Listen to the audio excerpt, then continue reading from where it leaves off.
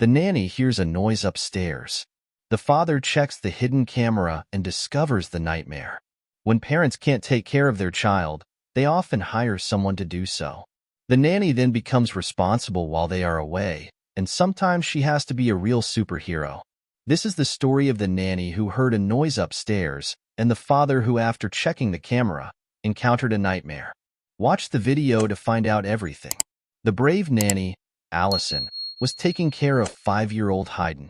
She had been hired a few months earlier by the boy's father, who needed her services because he was a single parent and someone had to look after his son while he worked. So, one Tuesday morning, while the father was on a business trip in Minnesota, Allison woke up early and discovered there was a fire in the house. Hayden was asleep, and his door was closed, but the carpeted hallway leading to his room was in flames.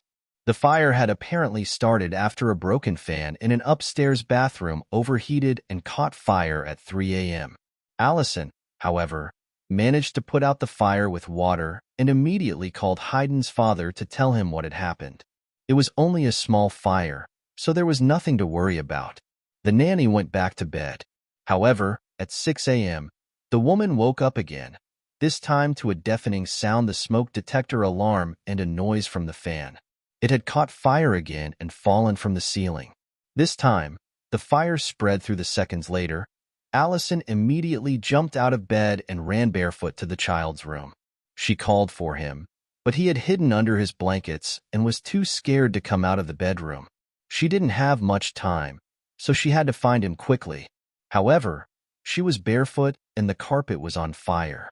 She didn't pay attention to this and ran to get the child. She picked him up and rushed out. Only when she stepped on a part of the carpet that wasn't burning did she realize her feet hurt terribly. But there was no time to think about that. She had to get out of the house and call the firefighters because the flames were still spreading. On her way down the stairs, she grabbed her bag and ran to the car with Hayden. She had to go to the neighbor's house to ask for help since she had accidentally dropped her phone. She walked on tiptoes because the soles of her feet were severely burned. On the way to the neighbor's house, she told Hayden to run and ring the doorbell until someone answered. The boy was very brave and did exactly as Allison asked. Soon, the firefighters arrived. Allison was seriously injured and was taken to the hospital. Hayden's father returned home immediately that day, and when he saw Allison, he couldn't find the words to thank her for what she had done for his son. It was more than an act of heroism. To this day, Hayden also considers Allison a hero and will always be grateful to her. Elizabeth the nanny worked as a nanny for Magdalena and David. The couple had a son named George, who was the light of their lives. They adored him and were willing to do anything for him. However, both had very busy schedules and couldn't care for him during the day. That's why they hired Elizabeth. She adored George and knew his well-being was essential to his parents. The boy also felt a great affection for Elizabeth.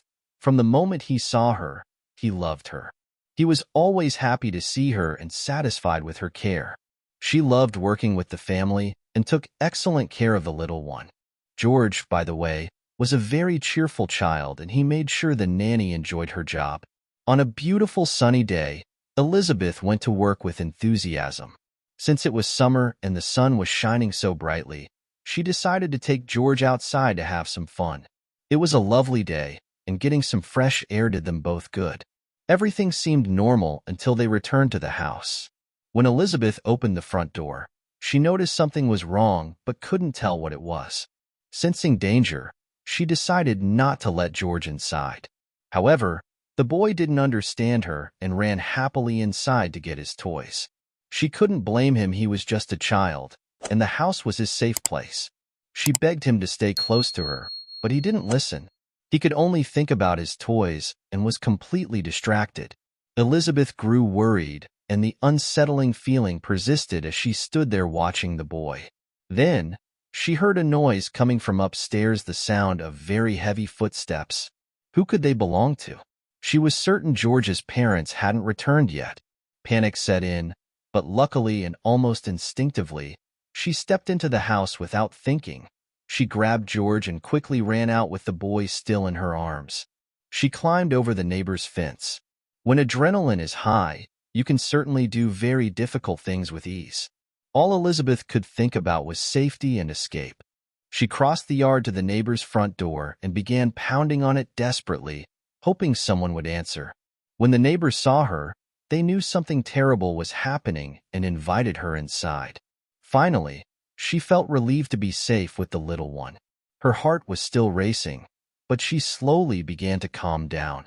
They called the police, but by the time the officers arrived, the intruder had already escaped. Once Elizabeth managed to calm herself completely, she called David to tell him what had just happened. He didn't hesitate and returned home immediately while the officers conducted their investigation. No one knew who the intruder was, how they had entered the house, or what they had done inside. However, this mystery wouldn't remain unsolved for long. The house was monitored by security cameras, including some hidden ones inside. The footage clearly showed the intruder searching the entire house and making a mess. He was looking for valuables and entered each room one by one, thoroughly rummaging through everything. When he entered David and Magdalena's bedroom, he quietly opened all the drawers, searching for jewelry. Fortunately, there wasn't much to steal there either. The thief was out of luck, and this seemed to frustrate him. He appeared irritated, pacing back and forth. It was clear he didn't want to leave empty-handed, and he placed a pair of clothing and shoes in his bag. He even entered George's room. At that moment, David got goosebumps. It was a child's room, so it was impossible to find anything valuable there, but the criminal didn't care. He also ransacked the room, though unsuccessfully, of course. When Elizabeth and George returned home, David learned what had happened. The intruder had only dared to come downstairs after he knew they had left. Even then, he grabbed a few more things before quickly fleeing through the back door.